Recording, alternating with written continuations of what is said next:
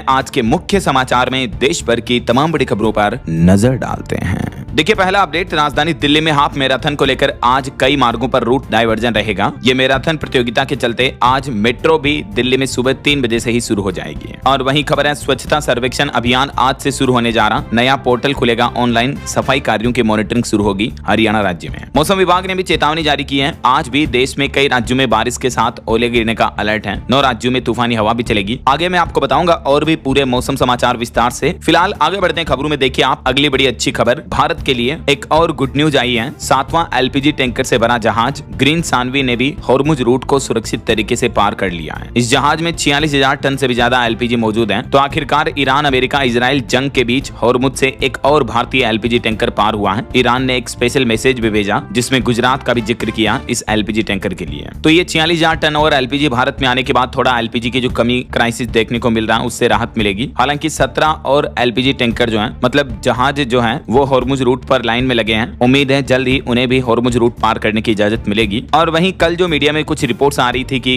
भारत आता हुआ एक एलपीजी जहाज चाइना की ओर मुड़ गया, तो इन रिपोर्ट्स पर भी सरकार ने क्लियरिफिकेशन जारी किया और कहा कि चीन की ओर कोई जहाज नहीं मुड़ा है ईरान से आने वाला। सरकार ने भुगतान से जुड़ी खबरों को भी बेबुनियाद बताया। आखिरकार पिंगसुन जहाज पर भी सस्पेंस खत्म हुआ। अफवाहों के बीच भारत सरकार ने सच्चाई बताई। 6 लाख बैरल तेल लेकर आ रहा है ये जहाज। चलिए अगली खबर देखिए दोस्तों, ईरान पर अमेरिका और इजराइल के हमलों को 36 दिन हो चुके हैं। इस बीच खबर है 2 अमेरिकी विमान भी मार गिराए ईरान ने। 2 में से एक तो सैनिक बच गया, दूसरा अभी भी लापता है। और ईरान युद्ध में अब तक 365 अमेरिकी सैनिक भी घायल हो गए। 13 सैनिकों की मौत भी हो गई है। इस बीच ईरान ने दावा किया कि हमने अमेरिका के 2 F-35 लड़ाकू विमान यानी फाइटर जेट को मार गिराया है। F-35 जो कि दुनिया का सबसे महंगा फाइटर जेट है, उसको मार गिराना ईरान के लिए एक सबसे बड़ा झटका है। पिछले 23 सालों में कोई भी देश ऐसा नहीं कर सका। 23 साल बाद दुश्मन देश ने गिराया अमेरिकी फाइटर जेट। और डोनाल्ड ट्रंप ने जो ईरानी आसमान पर कब्जे का दावा किया वो भी गलत है। अब तक अमेरिका के 7 विमान तबाह कर दिए हैं ईरान ने। IRGC ने ये फुटेज भी जारी की, तस्वीरें आप देख सकते हैं। हालांकि इन युद्ध के हालातों के बीच अमेरिका के राष्ट्रपति डोनाल्ड ट्रंप ने अब ईरान को एक अल्टीमेटम चेतावनी दी और कहा कि 48 घंटों के अंदर अंदर हॉर्मुज रूट खोल दो वरना और भयंकर हमले होंगे। ट्रंप बोले कि अब समय खत्म हो रहा है, अगर नहीं माने तो तबाह कर देंगे। ट्रंप ने ईरान को फाइनल चेतावनी देते हुए कहा कि जल्द कर लो फैसला, शर्तें नहीं मानी तो पुलों और ऊर्जा संयंत्रों को भी तबाह कर देंगे। इस बीच इधर ईरान ने भी जवाबी कार्यवाही में इजराइल और खाड़ी देशों पर फिर से मिसाइलें दागी। तेहरान के आसपास भी विस्फोटकों की आवाजें सुनाई दी। और ईरान जंग के बीच पाकिस्तान सरकार ने एक और बड़ा फैसला लिया। पाकिस्तान के मंत्रियों को अब 6 महीने सैलरी नहीं मिलेगी। अभी 2 दिन पहले तो पाकिस्तान में पेट्रोल डीजल भारी महंगा हो चुका है। 137 रुपए बढ़ चुके हैं प्रति लीटर भाव। फिर पाकिस्तान की आवाम जनता के विरोध के बाद 80 रुपए कम किए वापस सरकार ने। तो कहीं न कहीं देखा जाए तो पाकिस्तान में इजराइल अमेरिका ईरान जंग का असर बड़े क्राइसिस के रूप में देखने को मिल रहा। और इस बीच पाकिस्तानी सरकार ने मंत्रियों की सैलरी भी 6 महीने तक के लिए रोक दी है। चलिए अगली बड़ी खबर देखिए, अमेरिकी सरकार ने एक और नया कानून लागू किया। इंडियाना में 1790 विदेशी ट्रक ड्राइवरों के लाइसेंस भी रद्द होंगे। और क्योंकि इन ट्रक ड्राइवरों में ज्यादातर पंजाबी सिख हैं तो उनके लिए ये बड़ा झटका होगा ट्रंप सरकार का फैसला। चलिए अगला अपडेट देखिए, भारत और अजरबैजान के संबंधों की भी नई शुरुआत होने जा रही है। बाकू में दोनों देशों के बीच व्यापार, ऊर्जा और आतंकवाद जैसे अहम मुद्दों पर चर्चा हुई है। चलिए अगली खबर देखिए, रक्षा मंत्रालय ने एक और बड़ा फैसला लिया। 1000 किलोग्राम के 600 एरियल बम की खरीद भी करेगी भारतीय वायुसेना। तो इससे इंडियन एयरफोर्स की ताकत और बढ़ेगी। वहीं देखिए, युद्ध के हालातों के बीच एलपीजी क्राइसिस को लेकर सरकार ने कुछ नया प्लान बनाया। एक तो आदेश दिया कि डिस्ट्रीब्यूटर के पास जाने से बचें। पेट्रोल और गैस सप्लाई को लेकर ये नए नियम लागू हुए हैं। सरकार ने एक बयान जारी करते हुए कहा कि उपभोक्ता मौजूदा परिस्थितियों के बीच एलपीजी डिस्ट्रीब्यूटर के पास जाने से बचें और गैस बुकिंग के लिए डिजिटल माध्यमों का इस्तेमाल करें।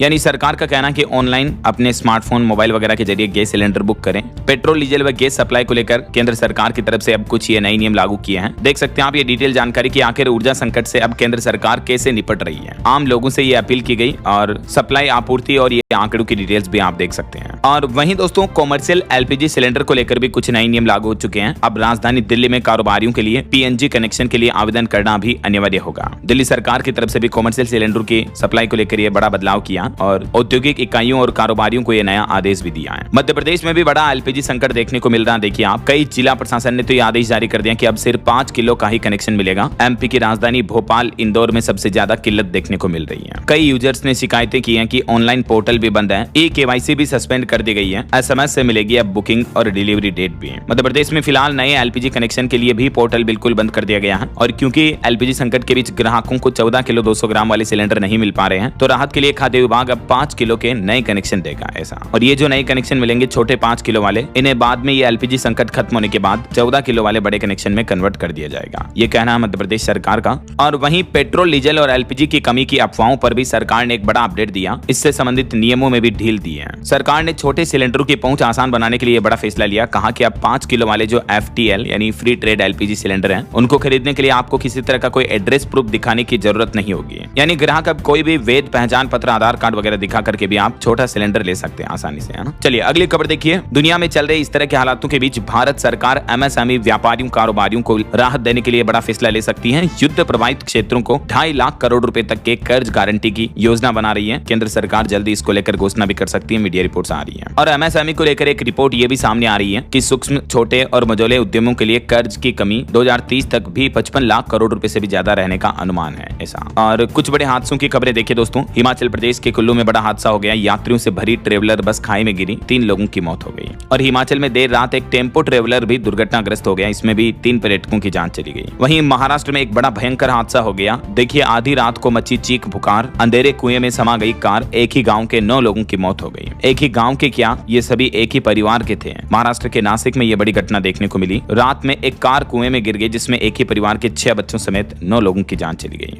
घटनास्थल से जुड़ी ये कुछ तस्वीरें भी आप देख सकते हैं। और मध्य प्रदेश में भी एक बड़ा हादसा हो गया। देखिए MP के कोतमा में 4 मंजिला एक बड़ी इमारत लॉज गिर गई। इसमें 2 लोगों की मौतें हो गई, 3 गंभीर रूप से घायल हो गए, कई लोग मलबे में दबे हैं। रात भर रेस्क्यू ऑपरेशन चला। चलिए अगला अपडेट देखिए दोस्तों। चाय बागान श्रमिकों की पहली तीर्थ यात्रा शुरू होने जा रही। अयोध्या में करेंगे प्रभु श्री राम के दर्शन। असम के चाय बागानों के श्रमिकों को केंद्र सरकार ये अयोध्या राम मंदिर की यात्रा करवाएगी। और बीते दिन प्रधानमंत्री नरेंद्र मोदी ने केरलम के थिरुवल्ला में जनसभा की। इस दरमियान अपने संबोधन में मोदी बोले कि कांग्रेस चाहती है खाड़ी देश भारत को दुश्मन समझे, उन्हें नाराज करने वाले बयान दे रही है, इससे वहां भारतीयों पर मुसीबत आ सकती है। कुछ और पॉलिटिक्स से जुड़े अपडेट देखिए दोस्तों। प्रधानमंत्री नरेंद्र मोदी ने महिला आरक्षण पर आम सहमति की अपील की। 2029 चुनाव में लागू होने का भरोसा भी दिया। वहीं पश्चिम बंगाल की मुख्यमंत्री ममता बनर्जी ने उर्दू में जारी किया चुनावी घोषणा पत्र। ये आरोप लगाते हुए गिरिराज सिंह बोले कि बंगाल को बांग्लादेश बनाने की साजिश की जा रही है। और इधर चुनाव आयोग ने भी पश्चिम बंगाल में 4660 सहायक मतदान केंद्र बनाने के भी निर्देश दिए आने वाले विधानसभा चुनाव के मद्देनजर। और खबर है कि अगर बीजेपी सत्ता में आई तो बंगाल से खत्म कर देंगे लव जिहाद और लैंड जिहाद। बंगाल के भाजपा अध्यक्ष शमिक भट्टाचार्य ने भी जनता से यह बड़ा वादा किया। और वहीं खबर है आम आदमी पार्टी द्वारा राज्यसभा के उपनेता पद से हटाने के मामले पर राघव चड्ढा ने अब कहा कि मैं संसद गाली देने या माइक तोड़ने नहीं गया, मेरे खिलाफ कोऑर्डिनेटेड अटैक है, स्क्रिप्टेड कैंपेन है। धुरंधर के डायलॉग से आम आदमी पार्टी को चेतावनी दी उन्होंने। और एक बड़ा दावा तो यह भी किया जा रहा है कि राघव चड्ढा को केजरीवाल के घर पर मुर्गा बनाकर उनको पीटा गया।